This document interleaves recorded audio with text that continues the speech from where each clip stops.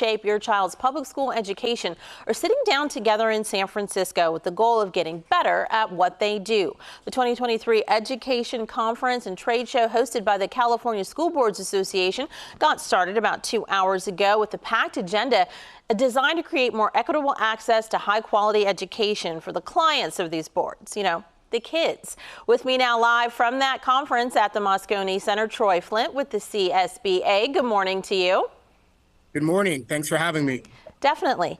Each child has one shot at their K-12 experience. No do-overs. Has to be right the first time. So how important is it that thousands of the leaders in charge of shaping that experience come together for some extra training and motivation like this once a year?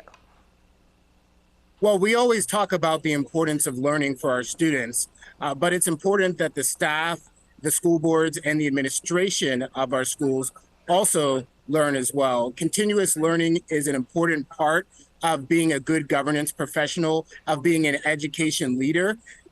Education, our understanding of what's needed to help kids achieve at a high level is constantly evolving. And this type of conference really provides an opportunity for school board members, for superintendents and other education leaders to meet with their colleagues from across the state, to share ideas, to learn about new practices, and then take those ideas back to their home districts and implement them in the service of students. Among the more than 100 workshops for attendees between now and Saturday evening is one on the impact of political divisiveness on schools, students, and governance. The last few months have been especially challenging for school boards when it comes to politically related issues.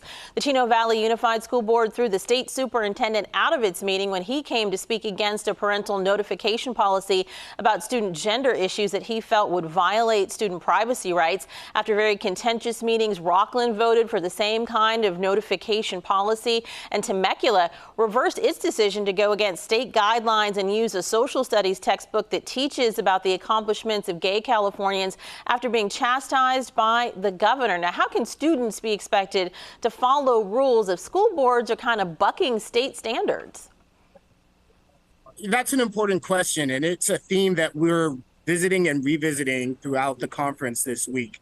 And I think what we need to remember is that we have a higher calling as education leaders, and we need to be focused first and foremost on the well-being of students and the academic achievement of students. And that what unites us in that goal is greater than what divides us. This is really not a place for partisanship. We recognize that everybody has their ideas on society, that they have a certain political orientation that they bring to this job, but that should not define their performance in this job. And so school members need to leave the D for Democrat or the R for Republican to the side. There's a reason why those letters don't appear on the ballot when you vote for school board member, because this is fundamentally a nonpartisan position, and it should be student-centered, not focused on left or right.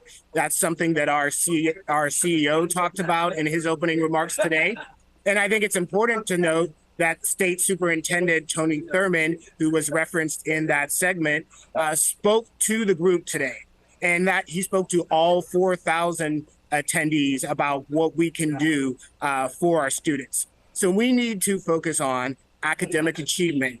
How do we help students recover from the learning loss that occurred during the pandemic? How can we reduce the opportunity and achievement gaps that have plagued certain student groups for centuries? How do we deal with the student mental health crisis and make sure that our students are in the proper headspace to learn and to thrive? How do we get proper funding for school, particularly for our special education programs that have been underfunded? How do we improve transportation to schools, improve school safety, and improve school facilities? Those are not political issues, those are moral issues, and that's where we need to focus. Just quickly before we run out of time, artificial intelligence is something that's injecting a lot of fear into a lot of industries. But when it comes to education, one of your planned featured speakers for this conference wants teachers to look to AI as a teaching assistant that can help them save time with lesson planning and creating progress reports so they can focus on one-on-one student interactions. And for students, it could be a tutor. Yeah, so we talk often about the promise and the peril of artificial intelligence. Certainly, it has risks, those are the perils, but it also has tremendous potential or promise to help students in school. AI is already here, and it's only going to become a bigger and bigger part of the educational process.